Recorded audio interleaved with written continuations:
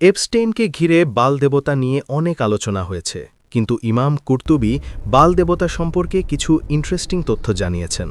তিনি একটি বর্ণনা উল্লেখ করেছেন যাতে বোঝা যায় বাল দেবতার উপাসনা শুধুমাত্র নিছক পূজা অর্চনার মধ্যে সীমাবদ্ধ ছিল না, বরং এটা ছিল একটা সিস্টেম, কিছু প্রতিষ্ঠিত রীতিনীতি বা জীবন পদ্ধতি।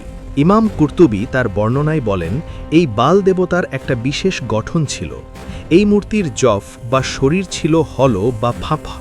এর মাঝে শয়তান প্রবেশ করে কিছু দিক নির্দেশনা বা গাইডেন্স প্রদান করত। মূর্তির ভেতর থেকে শরিয়াতি দলালা বা গোমরাহিপূর্ণ দিক নির্দেশনা বা শরিয়া বা জীবন পদ্ধতি দেয়া হতো। স্পষ্টতই এ মূর্তির পূজারীরা মানুষকে ধোঁকা দেওয়ার জন্য এবং নিয়ন্ত্রণ করার জন্য এমন একটা মেকানিজম সেট করেছিল যাতে মানুষের কাছে মনে হতো বাল দেবতা নিজেই নির্দেশনা দিচ্ছে। বাল দেবতা মূর্তির সাথে 400 জন সাদানা বা খাদেম বা তত্ত্বাবধায়ক নিয়োজিত ছিল, যারা মানুষের কাছে শয়তানের সেই দিক নির্দেশনাগুলো প্রচার করত, সেগুলোকে জীবন বিধান হিসেবে প্রতিষ্ঠিত করত। এটা ছিল শিরকের প্রাতিষ্ঠানিক রূপ। ইমাম কুরতুবীর এ বর্ণনায় মোস্ট স্ট্রাইকিং বিষয় হচ্ছে এ মূর্তিকে কেন্দ্র করে একটি প্রাতিষ্ঠানিক জীবন বিধানের চর্চা এবং তার সুরক্ষার জন্য 400 জন ব্যক্তির একটি সংস্থা কাজ করে যাওয়া।